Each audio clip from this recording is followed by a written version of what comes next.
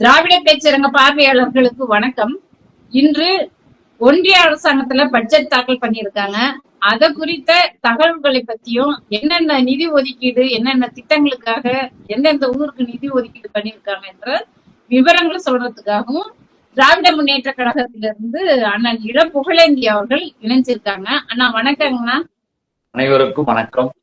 கேளுங்க. இன்னைக்கு 8வது முறையாக நிதியமைச்சர் நிர்மலா சீதாராமன் அவர்கள் பட்ஜெட் தாக்கல் பண்ணியிருக்காங்க. அவங்களுக்கு ஒரு நீண்ட நெடிய புகழாரமே சொல்லிட்டாங்க தனியார் சேனல்கள்லாம்.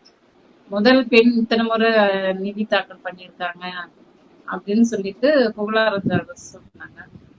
இந்த நிதிநிலை அறிக்கையால சாமானிய மக்களுக்கு என்ன நன்மை, என்னென்ன திட்டங்களை கொடுத்திருக்காங்க, அது குறித்து சொல்லுங்க. அது முதல்ல ஒண்ணு அடிப்படையில புரிஞ்சுக்கணும். இன்றைக்கு நடந்துகிட்டு இருக்கிற இந்த பாசிச பாஜக ஆட்சி வைக்கிறது, நிதித்துறையை பார்க்கறது எல்லாமே கார்பரேட் கம்பெனிகள் தான். அந்த கார்பரேட் கம்பெனிகள் எழுதி கொடுக்கறத, குறிப்பாக அதானி அண்ட் அம்பானி அந்த பிரதர்ஸ் குரூப் எழுதி கொடுக்கறத படிக்கிறது தான் இவங்க வேலை. அதனால இவங்க ஒன்னும் 8 தடவை இல்லை, இன்னும் 18 தடவை படிச்சா கூட அது பெரிய சாதனையாக கொண்டாடுது என்பது சும்மா பேருக்காக ஒரு பெருமைக்கு சொல்லிக்கிறது. ஏற்கனவே இந்தியாவில் 10 முறை பட்ஜெட்டை அடிக்கடி நடுவர்களெல்லாம் படித்தது மிஸ்டர் மொரார்ஜி தேசாய், மறைந்தவர். இவங்க 8 முறை அப்படின்றது பெரிய சாதனை பண்ணிட்ட மாதிரி இருக்கு. அதெல்லாம் ஒண்ணும் இல்லை. பட்ஜெட்டினுடைய முதல் நிலை மக்களுக்கு என்ன, மக்களுக்கு என்பதோடு சேர்த்து நாட்டுக்கு என்ன, இந்த நாட்டின் பலம், உலகத்தின் பார்வையில் இந்தியாவினுடைய பாதுகாப்பு, இறையாண்மை, இன்னும் இங்கே இருக்கின்ற மக்களுடைய பொருளாதார சூழ்நிலையில் வளர்ச்சிகள், இதெல்லாம் சேர்ந்ததுதான் பட்ஜெட்டு. ஆனா இந்த பட்ஜெட்டு நீங்க நம்ம நினைக்கிற மாதிரி இல்லை. இது இப்ப என்னுடைய அன்பு சகோதரர் முன்னாள் அமைச்சர் நம்முடைய தயாநிதி மாறன் அவர்கள் மிக தெளிவாக ஒண்ணு சொன்னாங்க. இது ஏமாற்றம் அளிக்கிற பட்ஜெட். காரணம், தமிழ்நாட்டை பற்றி ஒரு வார்த்தை கூட இல்லை. போன தடவையும் தமிழ்நாட்டை பற்றி எதுவும் இல்லை. தமிழ்நாடுன்னு சொல்றதுக்கு உனக்கு பிடிக்கலன்னா தமிழகம்னாவது சொல்லியிருக்கலாம், பண்ணிருக்கலாம். அவங்களுக்கு தமிழ்நாட்டை பற்றிய கவலை இல்லை. ஒண்ணு. அது மட்டுமல்ல, இப்ப எங்கெங்க தேர்தல் நடக்க போதோ அந்த மாநிலங்களுக்கு ஏகப்பட்ட சலுகைகள் அளிக்கிறது. பிப்ரவரி 5 டெல்லியில வருகின்ற பொழுது அங்கே இருக்கக்கூடிய வருவாய்கள், அங்கே இருக்கக்கூடிய ஊழியர்கள், மற்றவர்கள் அவருடைய ஊதிய நிலைகள்ல பார்க்கும் பொழுதுதான், அதுக்காகவே தான் இப்ப என்ன பண்ணாங்க, வேகமாக 12 லட்சம் ரூபாய் அப்படின்னு ஒரு அறிவிப்பு. அது வரைக்கும் எதுவும் கிடையாது, உங்களுக்கு டாக்ஸ் இதெல்லாம் இனிமே அதுல உங்களை சலுகை கொடுத்துடுறோம் அப்படின்றது. எதுக்கு? அங்க நடக்கக்கூடிய தேர்தல்ல வாக்களிக்கக்கூடிய பெரும்பான்மையான வாக்காளர்களை கவருவதற்காக கூட இது என்று நம்ம நினைக்கிறோம். ஏன்னு கேட்டீங்கன்னா, இத 12 லட்சம் வரி விலக்கு சொன்னவங்க இதே நிர்மலா சீதாராமன் அடுத்து படிச்சுக்கிட்டே வரும்போது ஒண்ணு சொல்றாங்க, நல்லா தெரிஞ்சுக்க. 8 to 12 8 12 லட்சம் வரையில் 10% வரி வரம்பு உண்டு. 10% வரைக்கும். 8 12 லட்சம் வரைக்குமா? ஆமா, 8 12 லட்சம் வரைக்கும் 10% வரி டாக்ஸ். இது வருமான வரியில அதுல கிடையாமா, இன்கம் டாக்ஸ்ல கிடையாமா. ஆனா இவங்க தனியாக இது வேறு ஒரு முறையில இத போடுறாங்களாம். அது பின்னால படிக்கிறாங்க. அதாவது 8 லட்சம் வரைக்கும் தான் வருமான வரி இருக்குங்களா விலக்கு? இப்ப 12 லட்சம் வரைக்கும் வருமான வரி விலக்குன்னு சொல்லிட்டு, அதுதான் 12 லட்சம் வரைக்கும் சொல்லிட்டாங்க. ஆனா இப்ப நீங்க ஒண்ணு புதுசா 8 12 லட்சம் வரைக்கும் வரின்னு சொல்றாங்க. ஆமா, 10%. அது என்னன்ற குழப்பம் அவங்கதான் தீர்த்து வைக்கணும். அது கேள்விகள் நிறைய வருது. நாளைக்கு ஆர்குமெண்ட்ல அது நிறைய வரும்.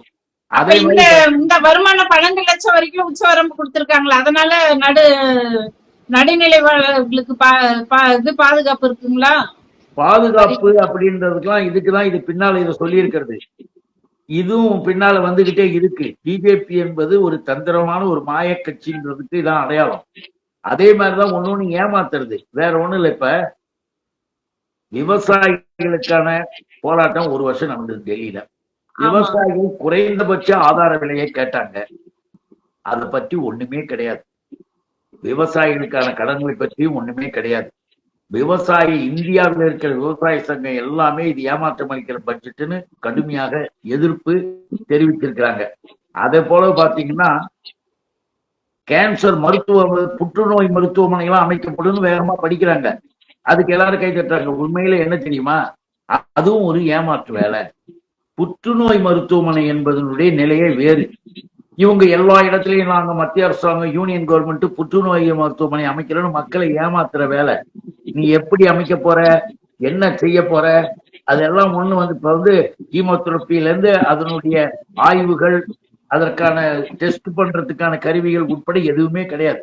ஒரு போர்டு ஒண்ண மாட்டிட்டு இவங்களுடைய இதுல பாத்தீங்கன்னா அங்க நம்ம போய் நின்னோம்னா அங்கேருந்து எழுதி வேற ஹாஸ்பிட்டலுக்கு அனுப்பிடுவாங்க.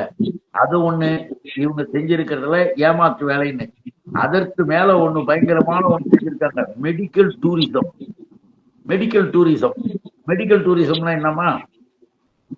மெடிக்கல் டூரிசம்னா தெரியலங்கண்ணா என்னன்னு. மெடிக்கல் டூரிசம்னா அயல் நாட்டிலிருந்து இந்தியாவிற்கு வந்து இங்க சிகிச்சை பெற்று கொண்டு போறவங்க.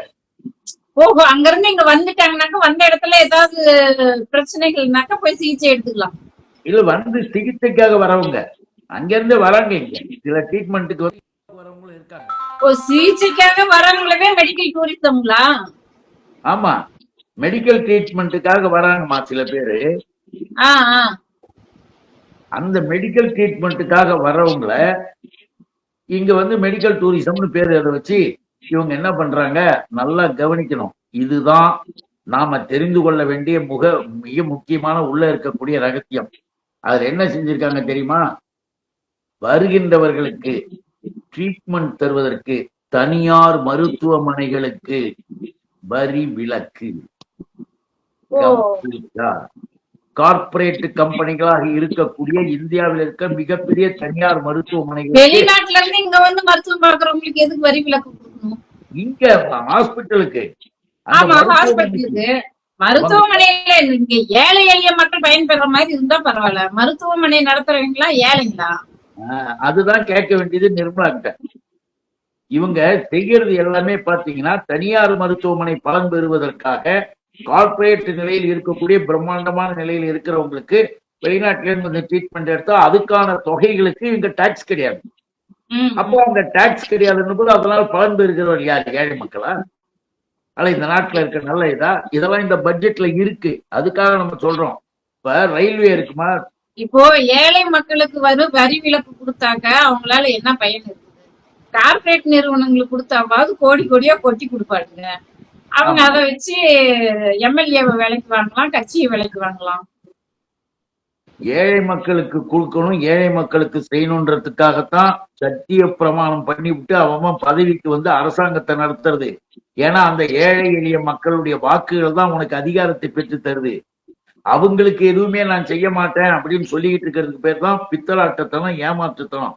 அந்த ஏமாற்றுத்தனம், பித்தலாட்டத்தனத்தை மிக அழகாக இந்த பிஜேபி என்பது தெளிவா செஞ்சுக்கிட்டு இருக்கு. ஏதாவது எதிர்த்து நம்மள மாதிரி கேள்வி கேட்டா மதத்தை கொண்டு வந்துருவான், சாமியை கொண்டு வந்துருவான், வந்து எல்லாத்தையும் பிரிச்சு பார்ப்பான். ஆக பித்தலாட்டம் செய்வதில் முன்னணியில் இருக்கக்கூடியவர்களுடைய பட்ஜெட் இது.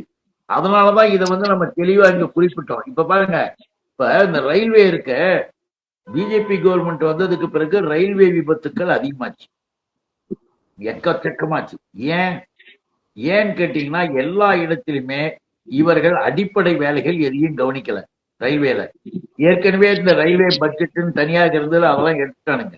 இங்க மக்கள் வந்து அவ்வளவு லட்சக்கணக்கான மக்கள் போயிட்டு வர ரயில்வேல பேசிக்காக ஒர்க் பண்ணி பணியாளர்களுக்கான எந்த விதமான நன்மைகளையும் நமக்கு செய்யல.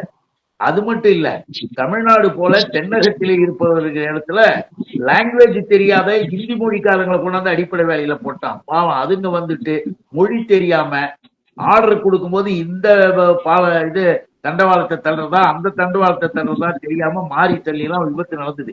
இதுக்கெல்லாம் காரணம் மோடி அமித்ஷா கூட்டம் தான், இந்த RSS கூட்டம் தான்.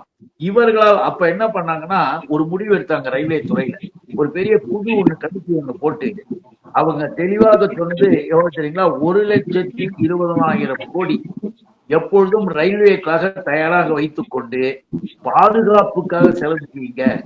நீங்க பொறுமையாக நிதானமா தினசரி அதற்கான வேலைகளை நீங்க இந்தியா முழுவதும் செய்யணும்.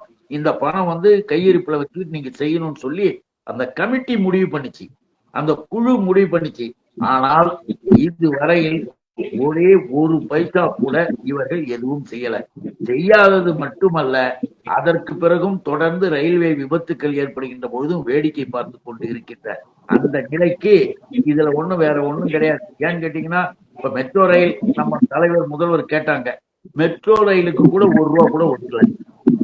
தமிழ்நாட்டிற்கு எந்த இதுவே இவர்கள் செய்யலன்றது மட்டும் இல்லாம, இன்னொன்னு பாத்தீங்கன்னா மிக மோசமாக இப்ப இந்த பே கமிஷன், இதுல இன்னொரு ரகசியமும் அதான் படிச்சு பார்த்தேன், அப்பதான் தெரிஞ்சுச்சு. பே கமிஷன் இருக்குல்ல, 8வது ஊதிய குழு பே கமிஷன், அந்த பே கமிஷன் வரும்போது எல்லாருமே சம்பளம் எல்லாருக்கும் உயரப்போகுது. டெபினட்டா அது தெரிஞ்ச விஷயம். சம்பளம் உயருகின்ற பொழுது எல்லாம் 1 லட்சத்துக்கு மேல வர போறாங்க. இந்த 1 லட்சம் ரூபாய் இந்த விளக்குகள் அதெல்லாம் வருது பாருங்க, அதெல்லாம் அதுல அடிப்படைன்றது தெரிஞ்சுதான் இன்னைக்கு 1 லட்சத்தை இவங்க போட்டுட்டு 12 லட்சத்துக்கு அது கிடையாது இது கிடையாதுன்னு. ஆமாம் 13 லட்சம் 12 லட்சம் 12.5 லட்சம் வாங்க போறான். அப்ப அவங்களுக்கு டாக்ஸ் உண்டு. இப்ப இவங்க செய்யறதனுடைய இதை பாத்தீங்கன்னா கொஞ்சம் நெஞ்சம் கிடையாது. அதனாலதான் இன்னைக்கு இதெல்லாம் சொன்னோம்னா தப்பாயிட போகுதுன்னுதான் கார்பரேட் கம்பெனிகளுக்கு 16 லட்சம் கோடி தள்ளுபடி பண்ணாங்க. விவசாய கடனுக்கு ஒண்ணும் கிடையாது, தள்ளுபடி பண்ணல. மாணவர்களுக்கு ஸ்டூடெண்ட்ஸுக்கு அவங்களுக்கு ஒண்ணுமே தள்ளுபடி பண்ணல. எஜுகேஷன் சம்பந்தமாக பேச்சுக்கு பேருக்கு ஒரு வரியில சொல்ற தாய்மொழியில் படிக்கலாம் அப்படின்னு நீ என்ன சொல்றது? அது ஒரு பெரிய இது. தாய்மொழியில படிக்கலாம் அவர்கள், நாங்கள் அதுக்கான ஏற்பாடு செய்வோம் அப்படின்னு. குஜராத்து, இன்னும் ராஜஸ்தானு, இன்னும் அங்க இருக்கிற மட்டும் பீகார் போன்ற இடங்கள்ல இருக்கிற தாய்மொழியை அழிச்சுட்டானுங்க. அங்க இருக்கிறவங்க கேட்டதுனால அதை சொல்லியிருக்கானுங்க, தாய்மொழியில் படிக்கலாம்னு. மற்றபடி அவர்கள் எந்த விதமான ஒரு நன்மையோ எதுவுமே செய்யாம இப்ப ஸ்டார்ட் அப்படின்ற ஒரு கம்பெனி, இந்த ஸ்டார்ட் அப் கம்பெனிகளுக்கு 200 கோடி கடன் தள்ளுபடி.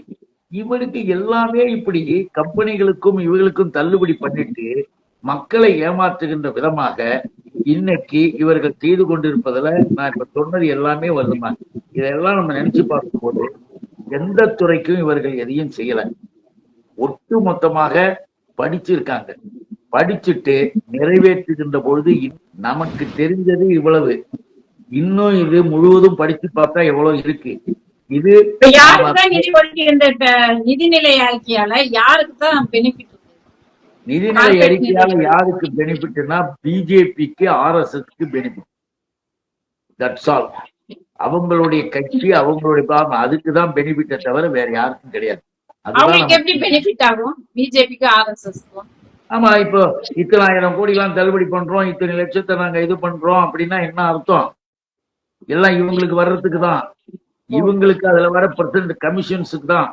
இது கார்பரேட் கமிஷன் கம்பெனி அரசாங்கம், இது சாதாரணமான அரசாங்கம்னு நம்ம நினைச்சுக்க கூடாது. இப்போ பீகாருக்கு 3 ஏர்போர்ட் கொண்டுட்டு வரேன்னு சொல்லியிருக்காங்க, பசுமை நிலை ஏர்போர்ட் வரும்னு சொல்லியிருக்காங்க. இதனால மக்களுக்கு அது பயன்பட மாட்டாங்களா?